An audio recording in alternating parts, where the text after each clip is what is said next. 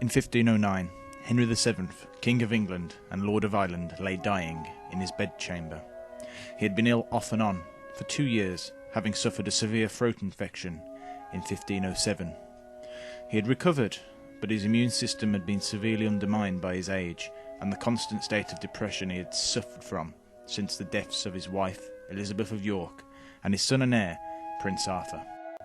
Now, he lay dying on his deathbed, suffering from what David Starkey described as a malady of chronic depression, fatigue and loss of appetite. Sensing that his time was near, Henry VII summoned his confessor.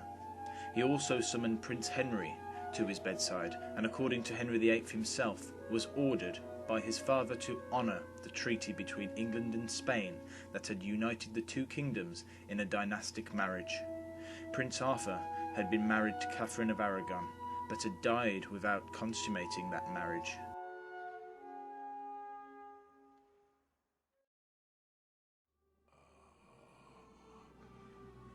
Henry.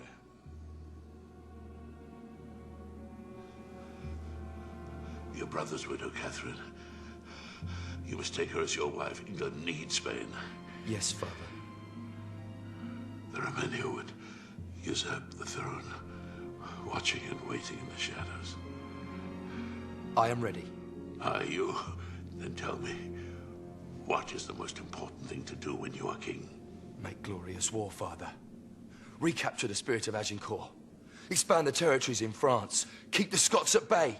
Deepen the treasury. But what else? To be a really great king, there's one thing you must do above all others. You must secure the family line. Have a son.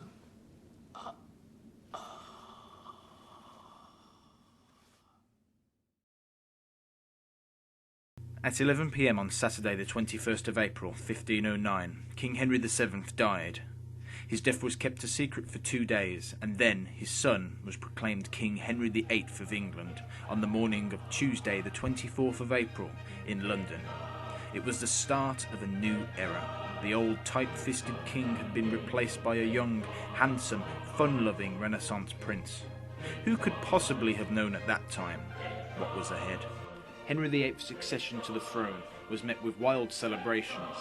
The late king had been very unpopular, and his miserly financial policies had contributed to this. He had made a lot of powerful enemies within the nobility, despite having successfully brought stability to the realm. The court now felt as though they would be able to live under a much less oppressive regime now that there was a new monarch, and Henry VIII was happy to foster good relations between the crown and the nobility. His first act of significance after becoming king was to have Henry VII's top advisors executed in order to placate the nobility and to scapegoat the ministers for the unpopular policies of his late father. Thomas Wolsey was to become Henry VIII's chief advisor during the early part of his reign. He held a close relationship with Henry, and he owed his position entirely to Henry, as Wolsey was not a noble, held no earldom or dukedom, and was in fact the son of a lowly butcher. His low birth caused him to make many enemies at court, where power was traditionally held by landed aristocrats and nobles. Born in 1472 and educated in Ipswich, he went on to Oxford and became a chaplain to Henry VII, so his career had actually started under the late king. In 1509 he became almoner to Henry VIII. The almoner at the court was an office that dealt with the king's charitable ventures. The chief responsibility of the almoner was to oversee the distribution of money and food to the poor at the behest of the king. He very quickly impressed the king with his organisational and speaking skills. George Cavendish was a Tudor historian and wrote the following about Henry VIII and Thomas Wolsey's relationship. In whom the king conceived such a loving fancy, especially that he was the most earnest and readiest of all of his council to advance only the king's will and pleasure without any respect to the case. The king therefore perceived him to be of a good instrument, to the accomplishment of his divine will and pleasure. He esteemed the Cardinal so highly that his estimation and favour put out all other ancient councillors from their accustomed favour.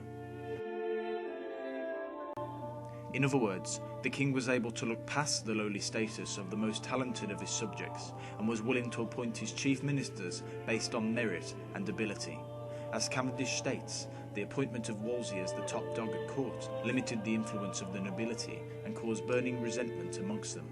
Many made it their mission to unseat the Cardinal, and their chance would finally come when Henry commanded Wolsey to secure a divorce from his wife Catherine of Aragon after he grew tired of her and her continuous miscarriages and stillbirths.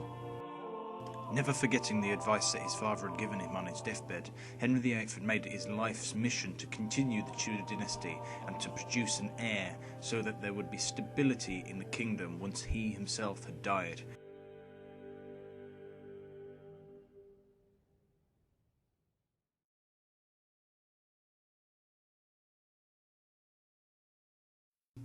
Catherine of Aragon had borne Henry VIII 8 children during their marriage, but by the 1520s only one of them had survived into adulthood, a daughter named Mary. At this point in history, England had never been ruled by a woman, and Henry was determined to prevent a succession crisis. If he died without a legitimate male issue, whoever married Mary upon her accession to the throne would take the title of King of England. Thus the Tudor dynasty would become extinct, and that was something that Henry tried to avoid at all costs. He therefore began to look for a potential new bride to replace his Spanish queen. He had been convinced that the reason for his lack of a male heir was down to the fact that he had married his brother's wife, an act that was deemed irreligious at the time. This was despite the Pope having issued a decree that had made the union legal, and the testimony of Catherine that she was, quote, fully intact when Henry had first entered her bedchamber as a married man. Henry, like all monarchs, had a large number of mistresses throughout his life. One of them was Elizabeth Blount. She had given Henry his only hitherto surviving male child, whom he acknowledged and named Henry Fitzroy, Fitzroy being the Latin term for son of the king. This surviving child reinforced the idea in Henry's mind that his lack of a legitimate male heir by Catherine was not down to any fault of his own, and that God was punishing him for having married his brother's wife. Henry was so proud of his son that he made him Earl of Richmond and Somerset. He lived in royal luxury, and at one point Henry even considered making him his legitimate heir, but alas, the boy died at age 18 in 1536.